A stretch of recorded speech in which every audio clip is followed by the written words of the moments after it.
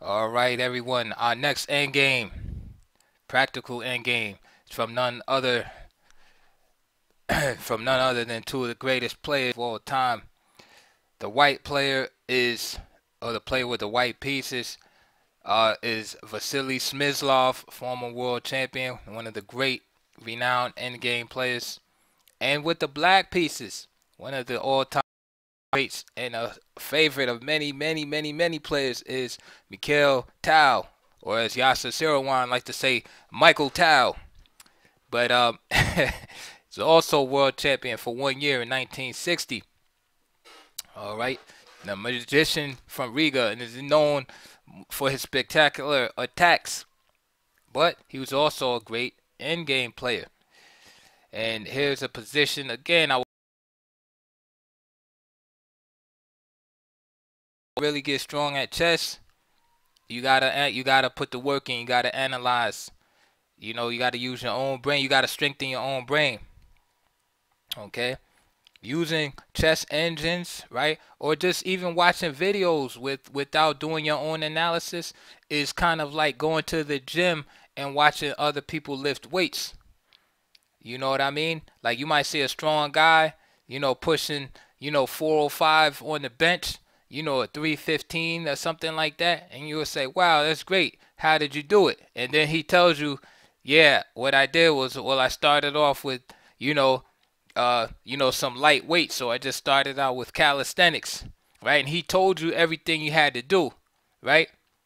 And then you never did it. You just watched him do it, and then you somehow expected to become stronger.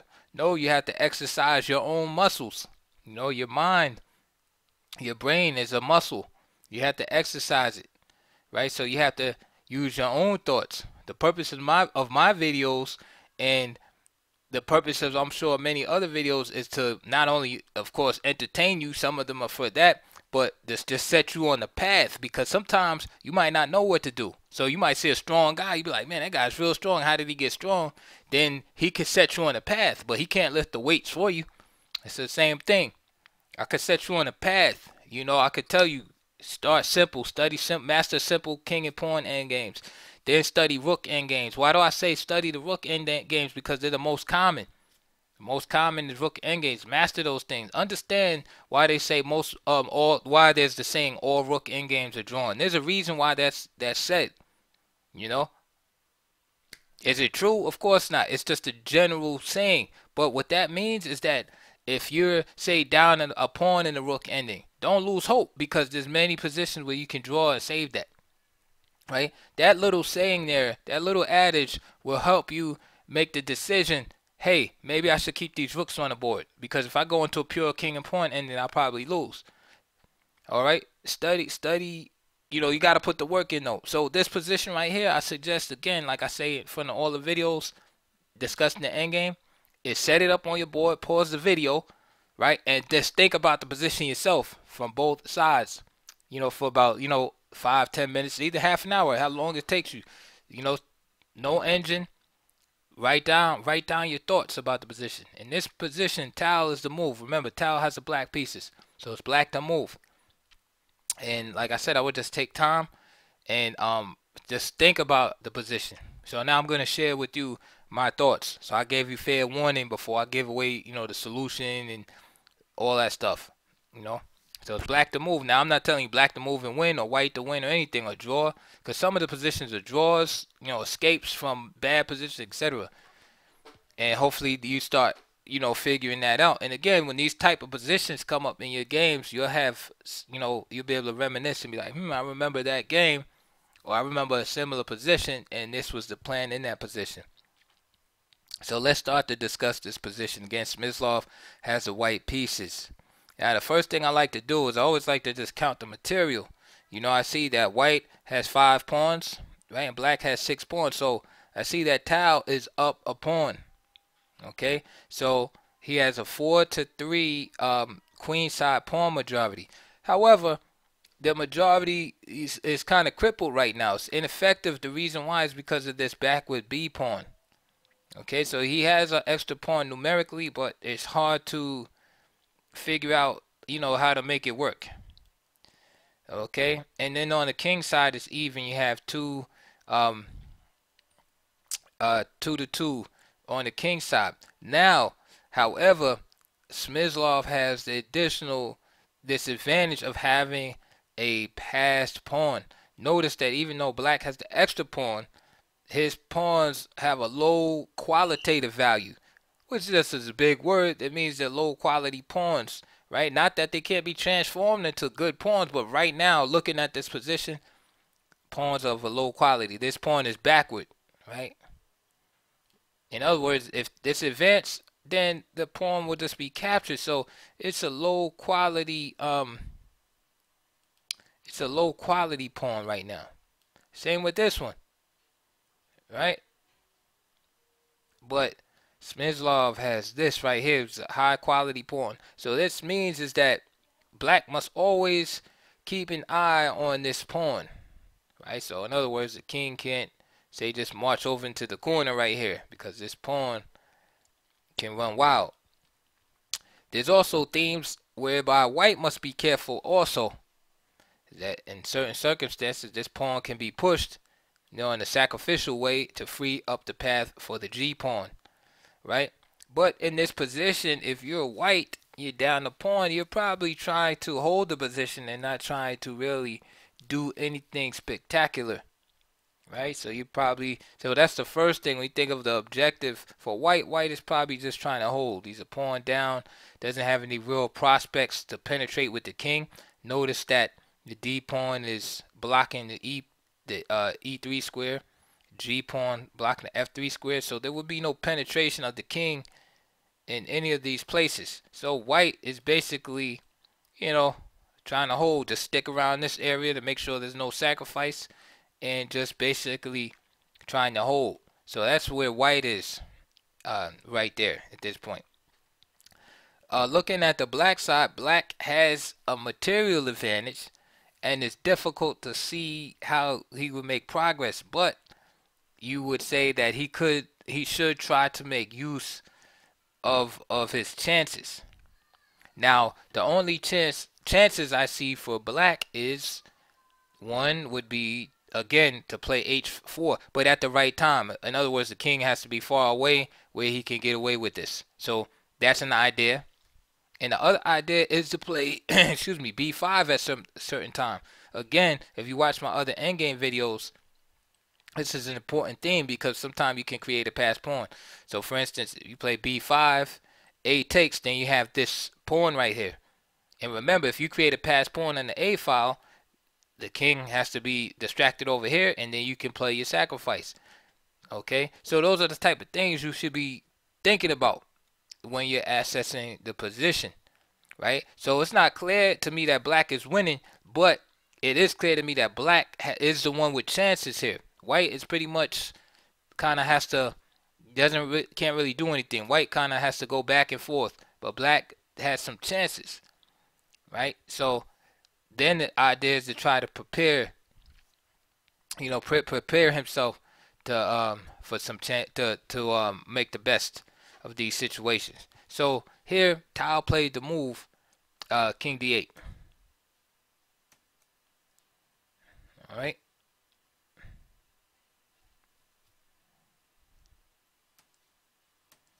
And Smyslov played King D2.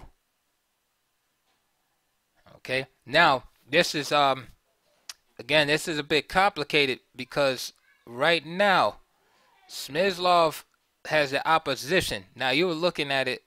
Now a lot of you think opposition is when the king is like directly in front of the other king, or like this, right? Or even like this. This is called direct opposition. But you have also something called long distance opposition. This is long distance opposition right here. And one quick way you can tell is you notice the color of the squares. In this case, you're on dark squares. You see, this is on dark squares, this is on dark squares, and then also there's an odd number of squares in between. So 1, 2, 3, 4, 5, right? Because it's either 5, 3, or 1. So in this case, this is direct opposition. Let me do it here. This would be like direct opposition. and then 1, 2, 3 squares. And if the king was here, you know, just imagine this pawn, this c pawn going, the king was here, this would be opposition also, but just at a longer distance. And then the position you see on the board is direct opposition. And one way you could tell, this is also opposition also. And this is like a little key to remember when you have the same color squares. This will be opposition also. Okay, so this is long distance opposition and it's direct. So basically, this means that black is forced to move. So you might be saying, well, the opposition doesn't mean too much here. Well, it kind of does, because it's important for Smyslov as white because he's trying to hold the position. So his whole concept is based on black not being able to make these pawn moves right here. So he has to kind of stay, you know, in the middle, and black wants to make the pawn move. So basically, let me just show you here. And this is the start position. If Tau plays b5 here, right? Smyslov is able to draw after c takes. And notice now, after this move, Smyslov has two passes himself. He has one here and one here. c4, f5, h4, b6, h takes, b7, king c7, f6, c takes d3 check, king takes d3, g2, f7, queen, queen,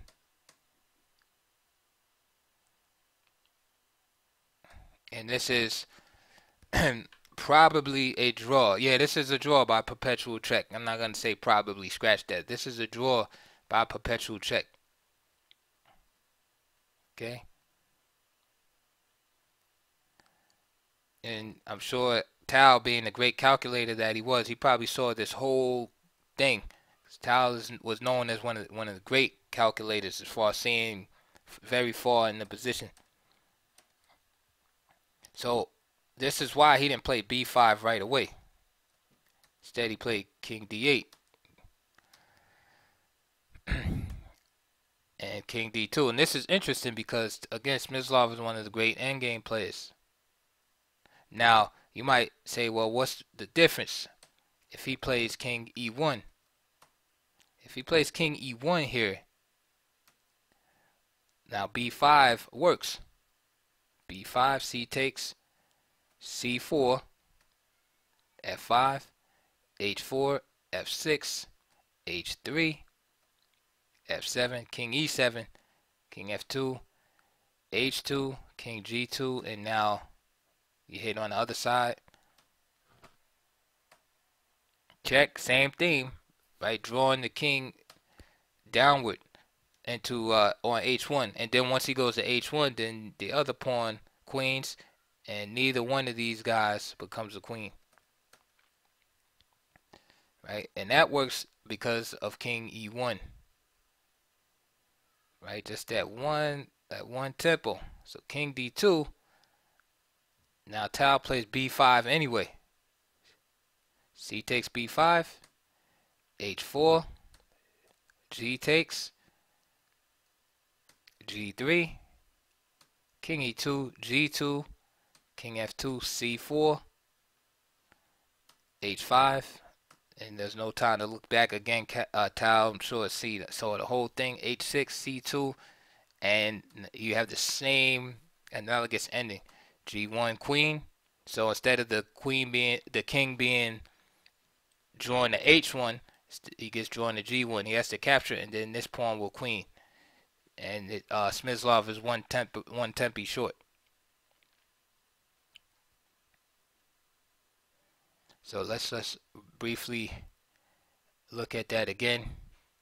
Now again on h4, another attempt by Smyslov could be f5, and then the pawn would just keep marching. h3, f6, h2, f7, and then you can see that white is too slow there. And this is why g takes h4 was played. Another idea is king f2. b5 works here too. And again, it's the same idea of just simply drawing the king away. And he's just not able to stop both passers. And now you have the same thing. Queen, king takes, and then queen in on the other, on the G file. Again, with check, and then you stop both pawns.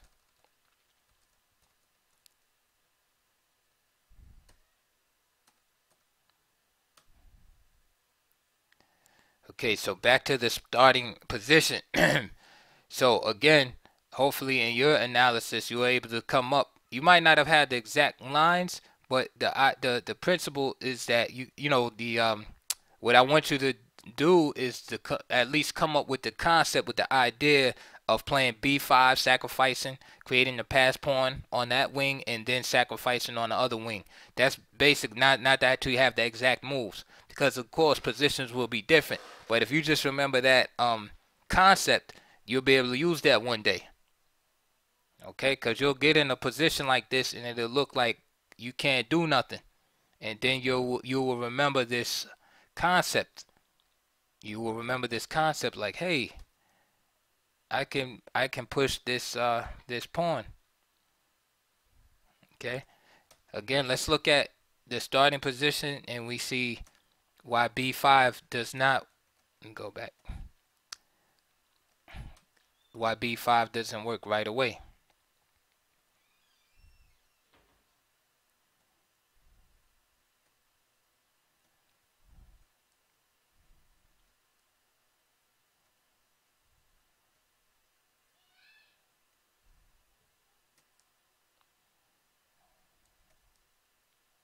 And if you notice, you see that the tides turn. Remember, it was black that was queening with check, and then stopping white from making a queen himself. But in this line, black queens first, but white queens with check. And then this allows him to, of course, make the queen. And then even though he's down 2 pawns, he's able to perpetually check the king. So what's amazing is that Tao saw that. So we go back again. Again, Tao plays this brilliant move, King D8, King D6. And you can have an analogous situation happening.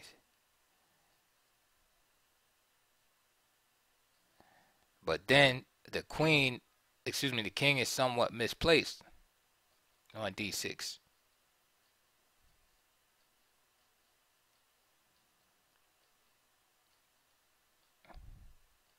And again, you have the same situation. White queens, and then he queens the other pawn. And that's the two things that Tao had to avoid there. So besides being a great tactician, right, and known for spectacular sacrifices, Tao was a great endgame player. And like I said, if you think about it, it's ridiculous to put any world champion, you know, a strong player like that in a box and be like, oh, this guy was a great tactician, as if like he couldn't play an endgame. He wouldn't be able to be world champion being that one dimensional. There's many players that are awesome tactical players, and they, of course, they're not near being world champions. Right? They were strong players. Like even modern players today, it might be 2,600 or whatever like that, 2,500, but they're not going to be world champions. Right? And there's very strong tactical players. A player that comes to mind, I remember he's like the last player that I remember playing the King's Gambit faithfully, and that was Alexei Fedorov. That guy is one of like was super sharp uh, player, tactician. You know, but of course, like you know, we like to emphasize, you know, the sparkling characteristics. Like, oh, he's a great tactician, but and these guys, you know, also, you know, as evidence here, could play a mean end game. One more time, back to the starting position. Tao played King D8 again, avoiding that a situation where white queens and then queens again with tempo. And after King D2, he's able to reverse the tides. And remember this idea, b5, and of course he doesn't take with the a pawn. He takes with the b. He's definitely losing with the a pawn after a4.